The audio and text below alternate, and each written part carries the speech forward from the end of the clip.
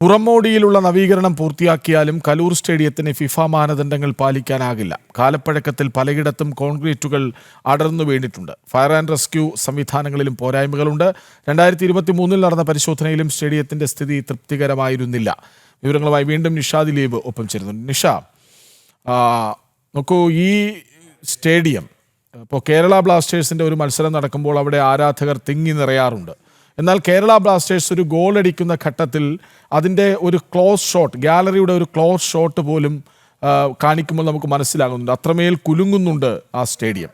അത് ആരാധകരുടെ ആരവത്തിൽ കുലുങ്ങാറുണ്ട്, ഇല്ലെന്നല്ല, പക്ഷേ അപകടകരമാണെന്ന് തോന്നിപ്പിക്കും വിധം കുലുങ്ങുന്നുണ്ട്. അപ്പോൾ കോൺക്രീറ്റ് പാളികൾ ഇളകി മാറുന്നു, കാലപ്പഴക്കമുണ്ട്, ഫയർ ആൻഡ് റെസ്ക്യൂ സംവിധാനം ശരിയായ രീതിയിലല്ല. അതായത് ഈ ഫിഫയെ പുറമോടി കാണിച്ച് ആകർഷിക്കാൻ കഴിയില്ല, അത് ഉറപ്പാണ്. കാരണം അണ്ടർ-17 ലോക ഫുട്ബോൾ അവിടെ നടക്കുമ്പോൾ അത്രമാത്രം ക്രമീകരണങ്ങളായിരുന്നു ആ സ്റ്റേഡിയം ഏറ്റെടുത്ത് ഫിഫ നടത്തിയത്. ഇതിപ്പോൾ ഒരു കാരണവശാലും ഇങ്ങനെ ഒരു അന്താരാഷ്ട്ര മത്സരം തട്ടിക്കൂട്ടി നടത്താൻ പറ്റില്ല എന്ന ഉറപ്പാണ് ഇപ്പോൾ പുറത്തു വരുന്നത്, അല്ലേ?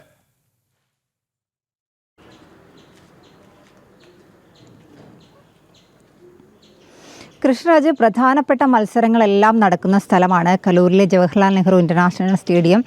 ഇവിടെ ഒരു പ്രാവശ്യമെങ്കിലും വന്നിട്ടുള്ള ഒരാൾക്ക് സ്റ്റേഡിയത്തിൻ്റെ അവസ്ഥ അറിയാം. കാരണം കാലപ്പഴക്കത്താൽ പലയിടത്തും തൂണുകളടക്കം ബീമുകളടക്കമൊക്കെ പൊട്ടിപ്പൊളിഞ്ഞ അവസ്ഥയിലാണ്. കോൺക്രീറ്റ് പാളികളൊക്കെ പൊളിഞ്ഞ അവസ്ഥയിലാണ്. പലയിടത്തും നമ്മൾ പല വാർത്തകൾ കണ്ടിട്ടുണ്ട് സ്റ്റേഡിയത്തിൻ്റെ കോൺക്രീറ്റ് പാളികളൊക്കെ അടർന്നു വീണത്.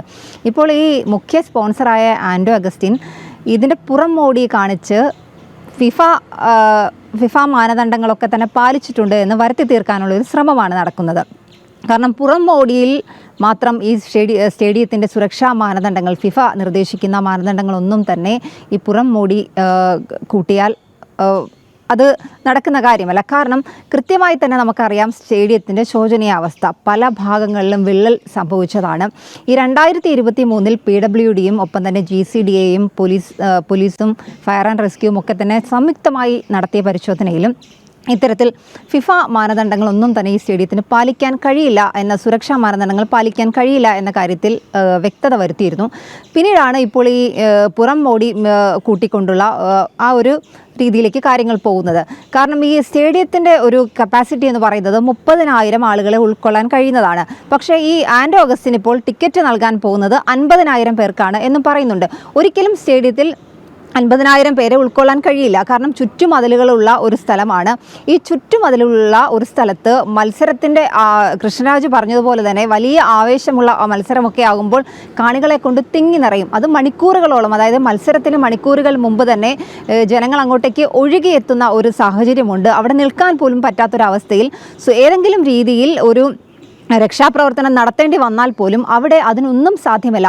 ആ ഒരു രീതിയിലാണ് സ്റ്റേഡിയവും ഒപ്പം തന്നെ അതിൻ്റെ പരിസരവുമൊക്കെ. ഇപ്പോൾ ഈ മരമൊക്കെ വെട്ടി മാറ്റി ഇതിൻ്റെ ഇപ്പോൾ ചെയറുകളൊക്കെ മാറ്റി പുറം മോടി കൂട്ടിക്കൊണ്ടുള്ള പുതിയ ചെയറുകളൊക്കെ ഇട്ടുകൊണ്ട് ഉള്ള ഒരു പുറം മോടി കൂട്ടൽ മാത്രമാണ് ഇപ്പോൾ നടക്കുന്നത്. ഒരു തരത്തിലും ഫിഫ മാനദണ്ഡ പ്രകാരമുള്ള സുരക്ഷ ഒന്നും തന്നെ പാലിക്കാൻ കഴിയാത്ത ഒരു അവസ്ഥയിലാണ് പൊട്ടിപ്പൊളിഞ്ഞ കലൂർ ജവഹർലാൽ നെഹ്റു ഇൻ്റർനാഷണൽ സ്റ്റേഡിയം ഉള്ളത്.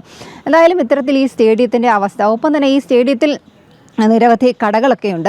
ഇവിടെ കുറച്ച് നാൾ മുമ്പ് ഒരു അപകടം നടന്നിരുന്നു. ഒരു സ്റ്റീമർ പൊട്ടിത്തെറിച്ച് ഒരാൾക്ക് ജീവൻ നഷ്ടപ്പെടുന്ന ഒരു സാഹചര്യമൊക്കെ ഉണ്ടായിരുന്നു. അത് ആ ഭാഗത്തെ തൂണുകൾക്കൊക്കെ വലിയ വിള്ളലുകൾ, ഈ സ്റ്റീമർ പൊട്ടിത്തെറിച്ചപ്പോൾ വലിയ വിള്ളലുകൾ ഉണ്ടായിരുന്നു. ഇത്തരത്തിൽ പല ഭാഗങ്ങളും, സ്റ്റേഡിയത്തിൻ്റെ പല ഭാഗങ്ങളും ബലക്ഷയം വന്ന അവസ്ഥയിലാണ്. ഇപ്പോഴും പലയിടത്തും കോൺക്രീറ്റ് പാളികളൊക്കെ പലയിടങ്ങളിലും ഇളകിയൊക്കെ വീഴുന്നുണ്ട്. അപ്പോൾ ആ ഒരു സാഹചര്യത്തിൽ പോലും കലൂർ സ്റ്റേഡിയത്തിൽ ഫിഫ മാനദണ്ഡ പ്രകാരം സുരക്ഷ ഒരുക്കുന്നു എന്നാണ് ഈ ആൻഡോ അഗസ്റ്റിൻ അവകാശപ്പെടുന്നത്. എന്തായാലും ഇപ്പോഴും ഈ പൊളിഞ്ഞ അവസ്ഥയിൽ തന്നെയാണ് കലൂർ സ്റ്റേഡിയം ഉള്ളത്. ആ സ്റ്റേഡിയത്തിലാണ് ഇപ്പോൾ 30,000 ആളുകളുടെ കപ്പാസിറ്റിയുള്ള ആ ഒരു സ്റ്റേഡിയത്തിൽ 50,000 പേർക്ക് ടിക്കറ്റ് നൽകാൻ പോകുന്നു എന്നൊക്കെയുള്ള ആൻഡോ അഗസ്റ്റിൻ്റെ പ്രഖ്യാപനം വരുന്നത്. കൃഷ്ണരാജ്, ശരി, പുറംമോടിയിൽ നവീകരിച്ചാലൊന്നും കലൂർ സ്റ്റേഡിയം അർജന്റീനയ്ക്കോ മെസ്സിക്കോ ഒന്നും കളിക്കാൻ പാകത്തിലാകില്ല. ഒരു ഇൻ്റർനാഷണൽ മത്സരവും കളിക്കാൻ അനുവാദം കിട്ടാൻ സാധ്യതയില്ല. കാരണം കോൺക്രീറ്റ് പാളികൾ വരെ അടർന്ന് വീണ് കിടപ്പാണ് അവിടെ.